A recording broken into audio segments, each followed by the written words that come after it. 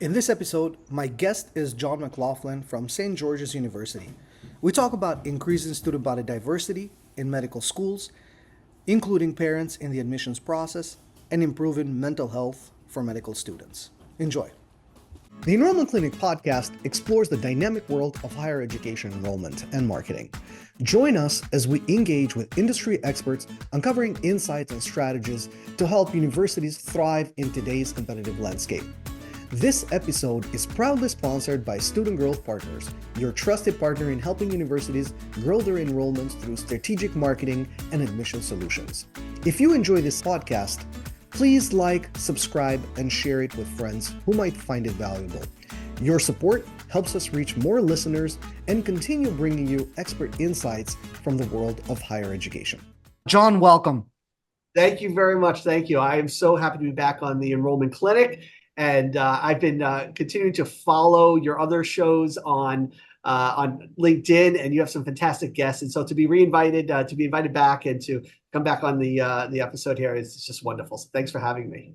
Thank you so much, Sean. So I was looking at some research on medical schools as we're preparing for this call. One of the interesting things is that 2023 was actually the second year in a row with declined number of applications. I think it was about 52,000 this time around, and it was roughly about 4% decline from the previous year.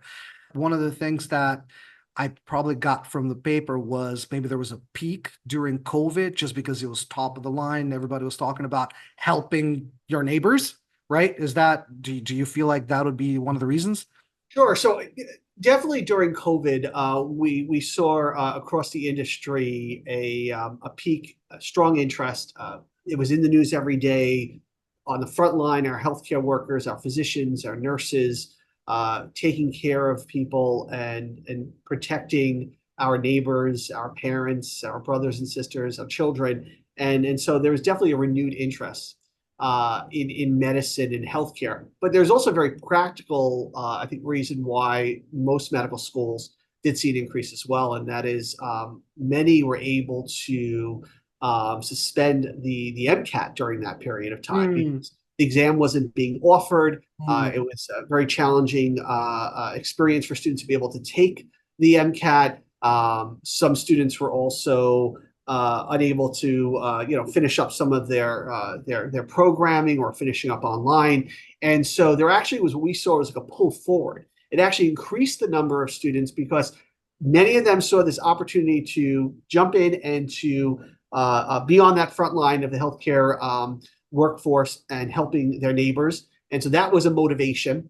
But also, they were able to apply to medical school and potentially start without the MCAT, which we know is a challenge for many students. And at St. George's University, we put a lot of support and resources for students who come in with different academic preparation experiences. But going into a U.S. medical school, typically you have to have a very high MCAT score. And so it has excluded many students for many years. And so this period of time during COVID really, I think, unleashed a lot of interest, but also was very practical for students to be able to start applying to medical school and seek this opportunity.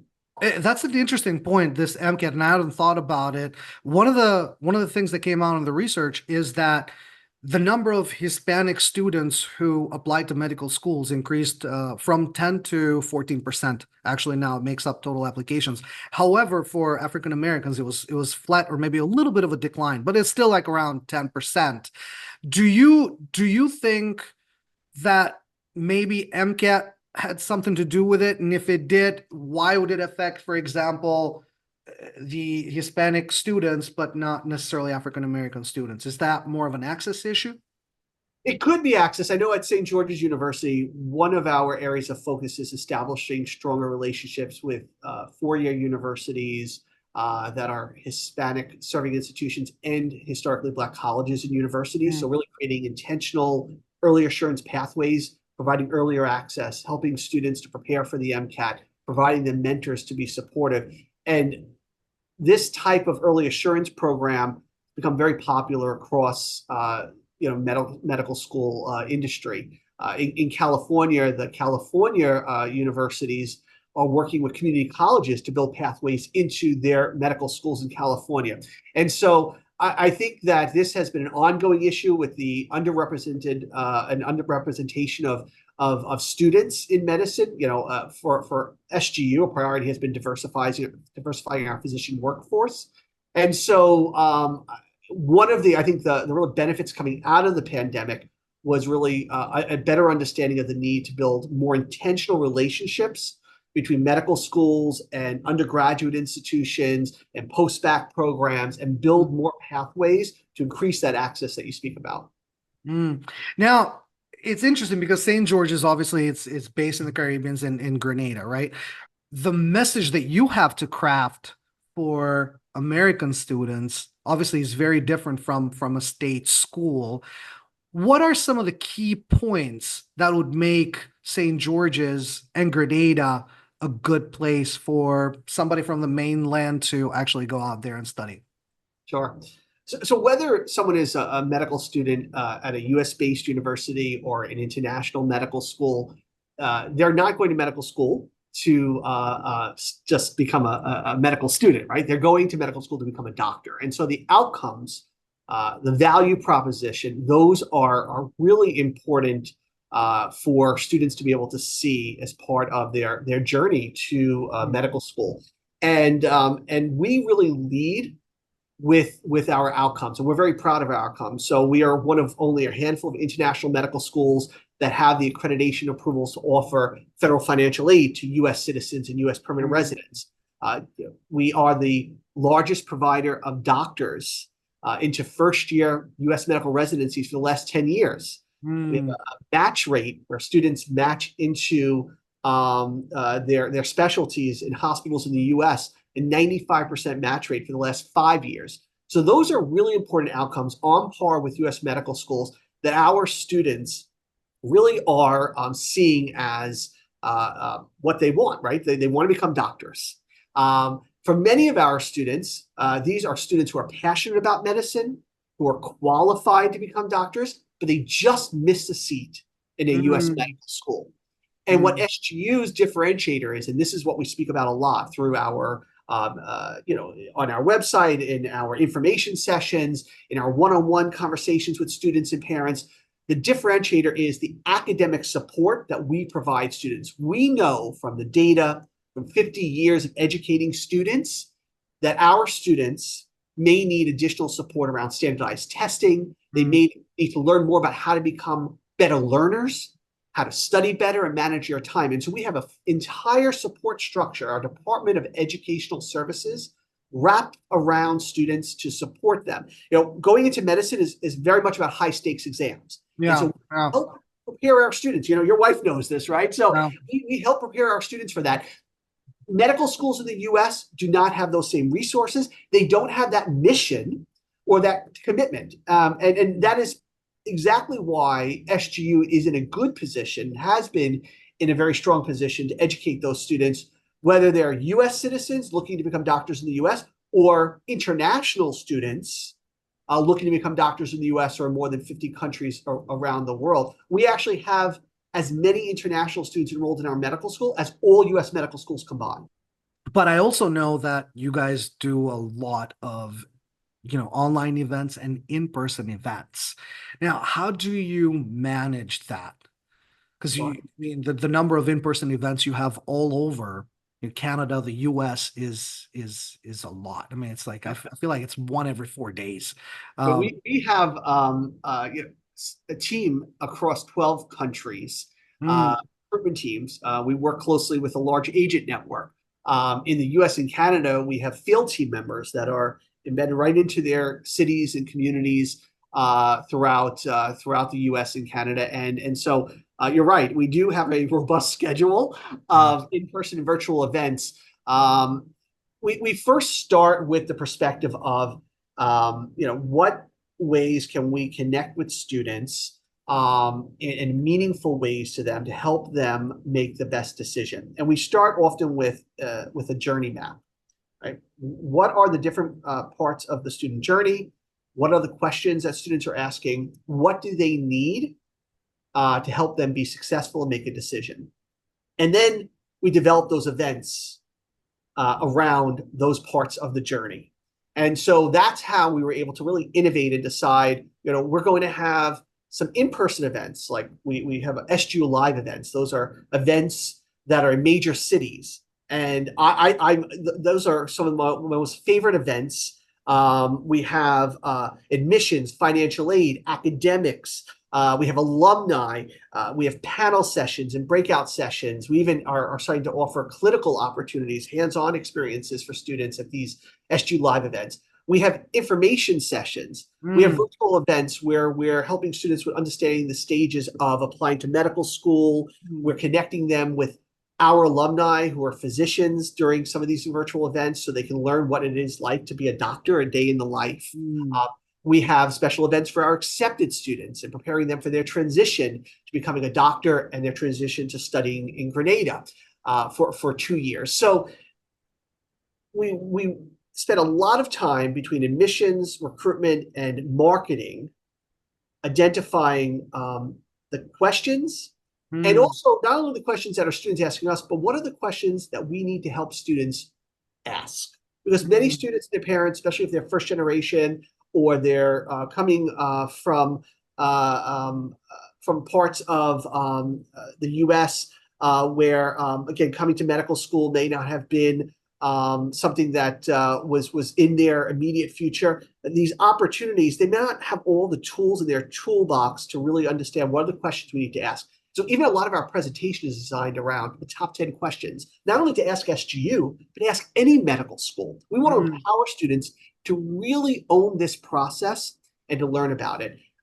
Most important for all of our events is that students feel heard, that they're listened to, that there is staff, whether it's virtual or in person, to give every student that one-on-one experience that we value, and also to include alumni in all of our events. Again, when we talk about outcomes, students want to see where they can be in 4 years, right? And then finally, the differentiator. We want every student to understand when they leave an event, what is the SGU differentiator? The outcomes, the academic support services, the ability for us to be able to provide this global network to them, whether it's clinical hospitals, in 3 countries, 75 plus clinical hospitals, whether it's the 95% match rate, the high pass rates on our licensure exams. That differentiator is really critical when students leave all of our events. Yeah, and I mean, like you said, it's really all about crafting that journey, right? That storyline, that hero's journey, and where do you start and where do you end? What about parents? Like, how do you involve parents? One of the things that EAB had some research out, and I'll send it your way maybe if you haven't seen it. And one of the things that parents were talking about is that they don't really get targeted, and not targeted in the sense of, getting that emails. They do get the same, their problem is they get the same emails that the student gets. And it's not even, the email is, hey, dear parent, right? It's not dear John or dear Jerry, just dear parent. It's just this generic thing that goes out there. And again, for some of the students, they're the ones that are paying the bills. They're the ones that are the decision makers in terms of whether you go to school A or whether you go to school B. So what are some things that you do at SGU to, talk to parents as individuals, not necessarily as this cohort, that's just part of the process? Well, first we see parents as allies. They're part of that decision-making process. You're 100% right that not only are they paying, but this generation of students tends to rely very much on their parents in helping them decide. And for SGU, we know that students are also taking that step of maybe studying outside of their home country for a period of time. And so that's also an adjustment for their parents. In addition to parents, we also deal a lot with spouses. We have some students that are already married and have started families, and so we want them to be part of this conversation, this decision. And so they are included in events. We have had parent panels and spouse panels. We have an organization in Grenada that is an organization supporting spouses. And so if a prospective student has a spouse, they want to learn about, potentially working in Grenada or going to school or being there to support their spouse, getting involved with activities. we connect them with our spouse organization. And so again, we think it's really important, but we know also that we have to do more. And so we are in the process with on our website and in our material, really trying to focus more on how to speak to parents and help them understand this process and decision making. But a lot of the conversations around accreditation, about what happens after you graduate employment, parents want to be involved with that. And we encourage that. And they are part of our events. They're a part of our conversations. Many of our recruiters and our deans have a drop-in sessions where you can meet with them and have conversations about those common questions or concerns you have. And many parents are part of those conversations. And we encourage that. We encourage that because we know that they are important parts of the decision process. Yeah, this was a fantastic research because it also broke it down based on ethnicity or ethnic background, right? And there's a chart that basically said that Asians and whites involve their parents a lot in the process, whereas African American and Hispanics don't.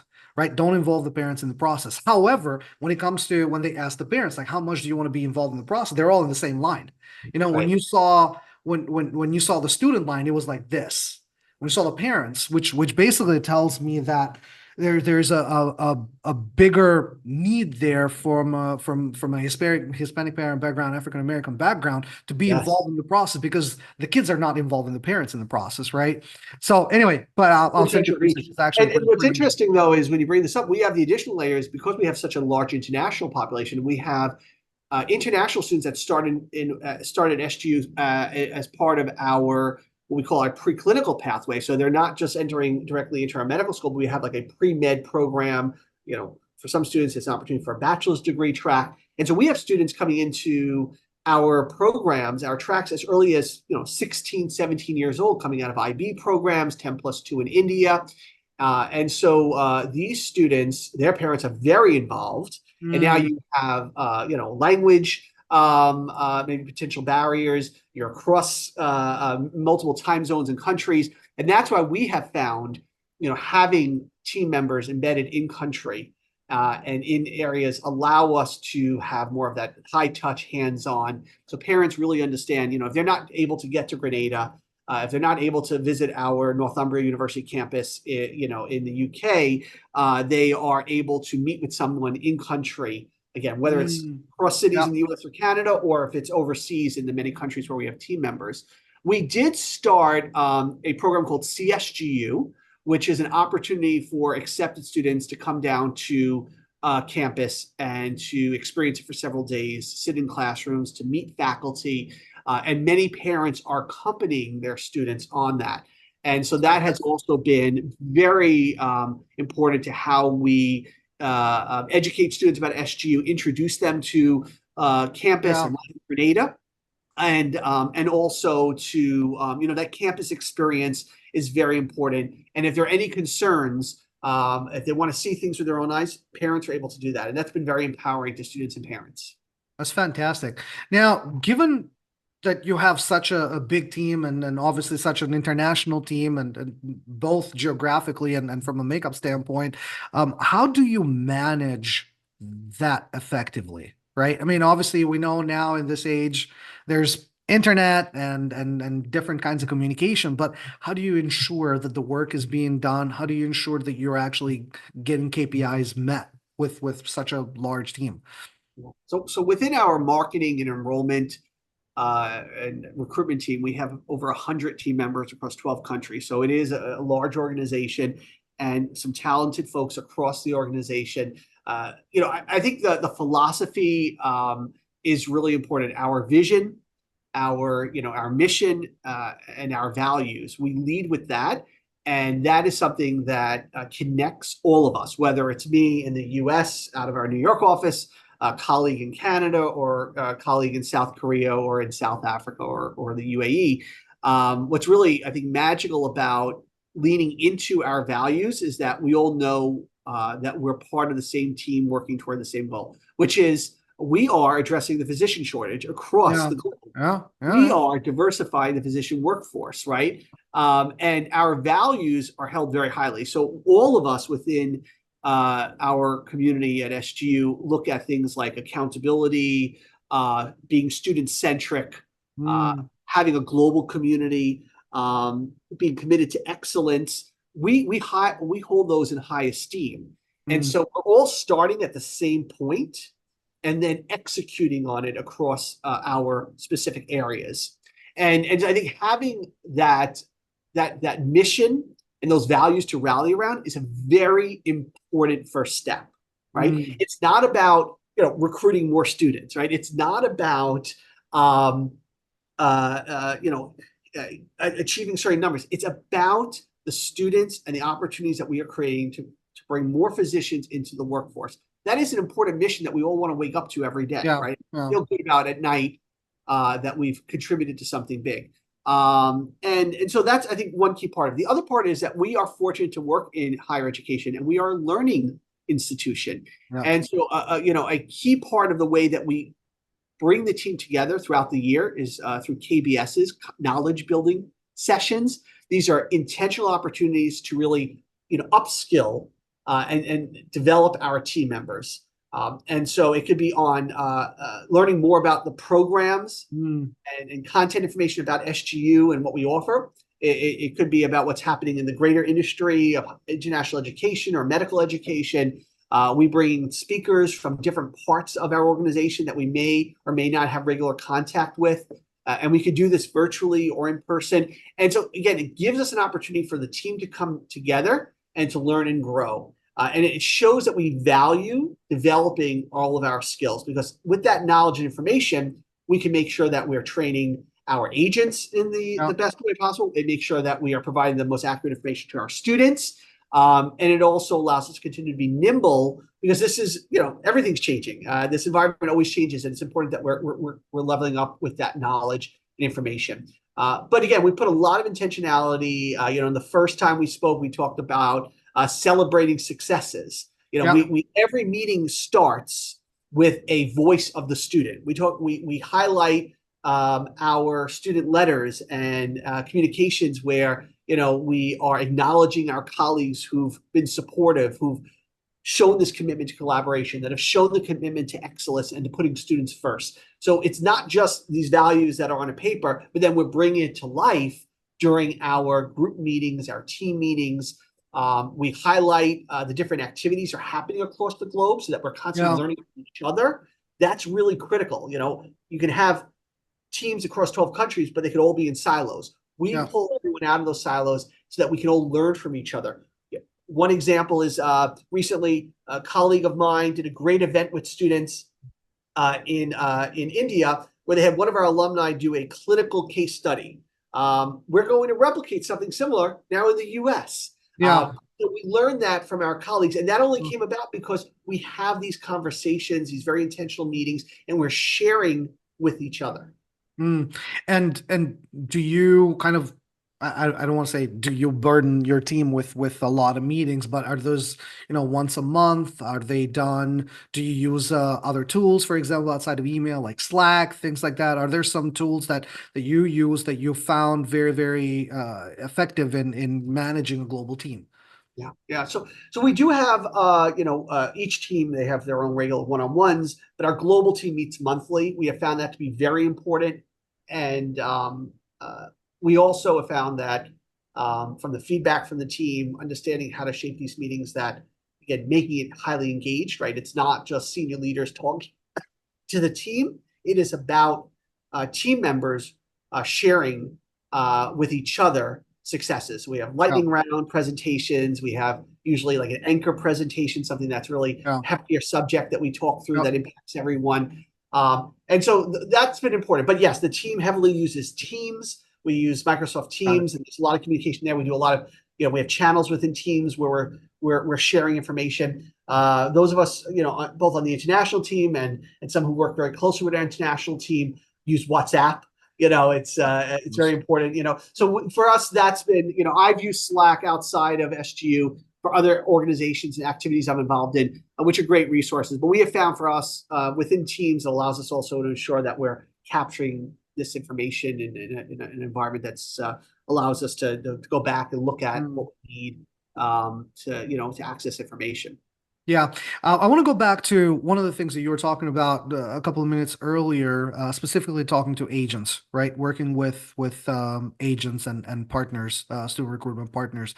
One of the things that I noticed in the last couple of years, and I want to get your opinion on this, is that agents are now consolidating, right? They're becoming bigger. They're either buying out or merging, one, and two, they're also I felt like they're growing really fast in terms of adding partner institutions, right? They go from 10 to like 30 in a matter of, 6, 7 months, right? There's only if you're going to grow and now you're going to have 37 institutional partners, right? You cannot grow uh, your source of applications by 37 times, right? To ensure that each one of these institutions gets. So I felt like the same students were being fielded to all of the different universities. They're all getting the same, acceptance letters and the same I-20s. And now they have 37 choices where they can go to, right? So what happens is your number of applications increasing, your yield is decreasing. Is that something that is affecting your area as well? Or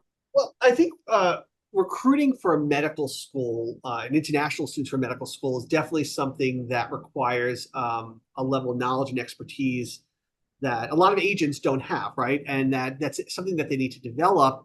And so we spent a lot of time focusing our relationship with agents on one, finding the right agent that shares the values and mission, right? That they believe that first in the best outcomes for students, that they want to join us in addressing the healthcare shortage, right, and creating this great opportunity. So that's one layer. But the other layer is their ability to work closely with us to learn more about the healthcare industry in the U.S., healthcare needs in their own country. Now, some agents may have this, but we have found that, for the most part, we work very closely with our agents.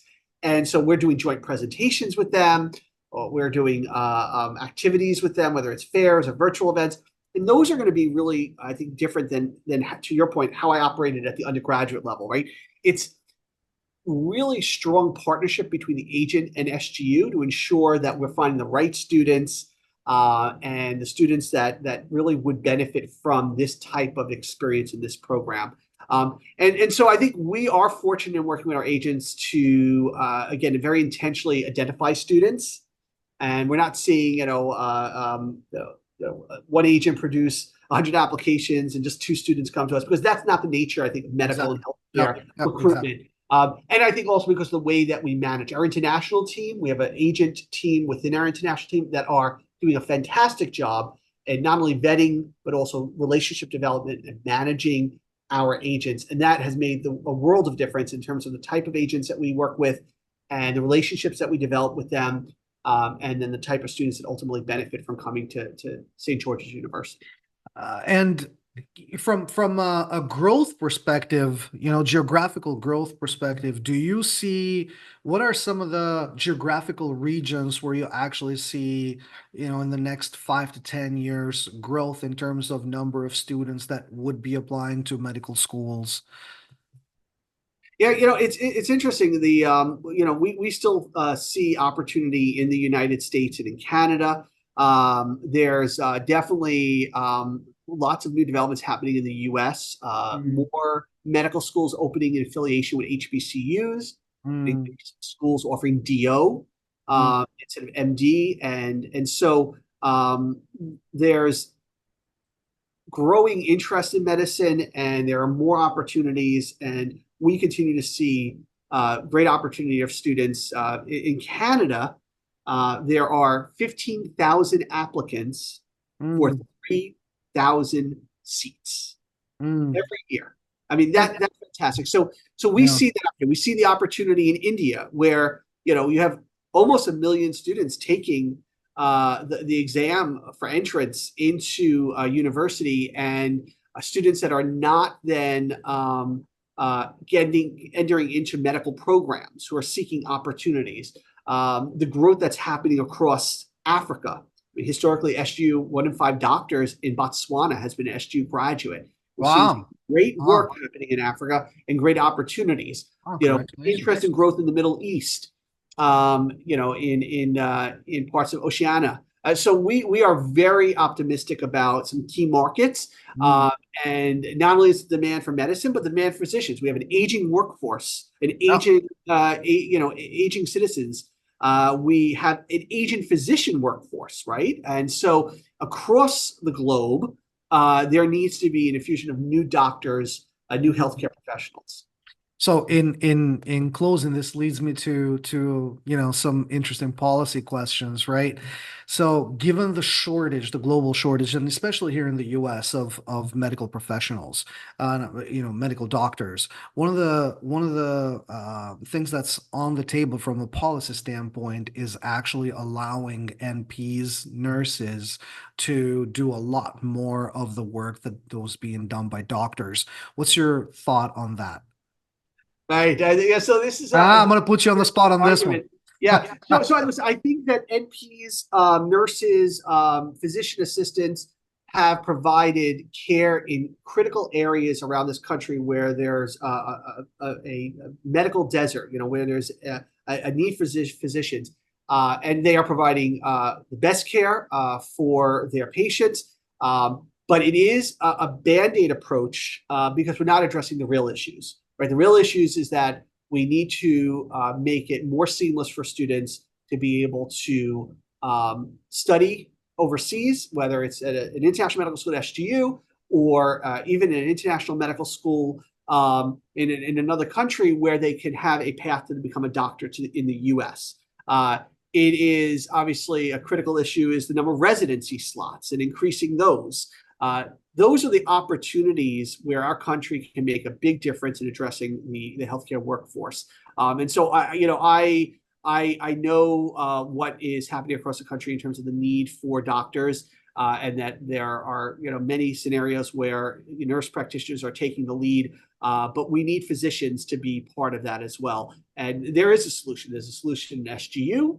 There's a solution in creating more seamless pathways for foreign doctors to become medical doctors in the U.S., and there's more solution through increasing residency slots. Yeah. And lastly, so we always we're talking about doctors and we're talking about healthcare, but I feel like we don't really talk about doctor health or medical student health, right? There's some really just some bad numbers out there in terms of mental health for medical students, right? So, like 3 out of 4 have anxiety, anger issues. There was a research that said that 45% of medical students know of another medical student who has tried to commit suicide or has thought of committed suicide, right? I mean, and I know, I went through it with my wife going through medical school and going through residency, which, you have 28-hour shifts, right? And it's insane. You basically have to love being a doctor because you're not going to make it if you just thought you're going to go there for the money, right? What are some of the things that I think institutions should do and schools should do to really address this issue? Yeah. And this is a concern that we've seen in my colleagues in undergraduate institutions are seeing students with more anxiety, depression, mental health and wellness issues. So we are very focused on well-being at SGU. Coming to medical school is intense. They spend 2 years in Grenada, semester based, so they're not there for the full 2 years, but it's throughout 2 years, and then they're back in the U.S. doing their clinical rotations for 2 years. But during those 2 years, when they're in Grenada, we ensure that they have the right support services and resources.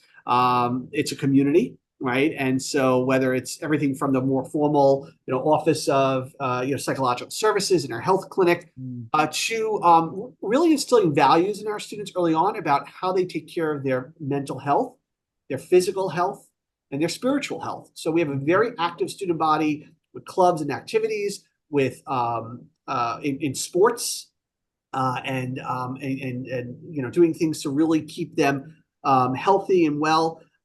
We do a lot to make sure that students leave there's 2 years of basic sciences studies, finding that balance that they'll need to be able to bring into their clinical years, and then when they are as licensed physicians. And so that is something that we very much consider an important part of what we do at SGU outside of the classroom.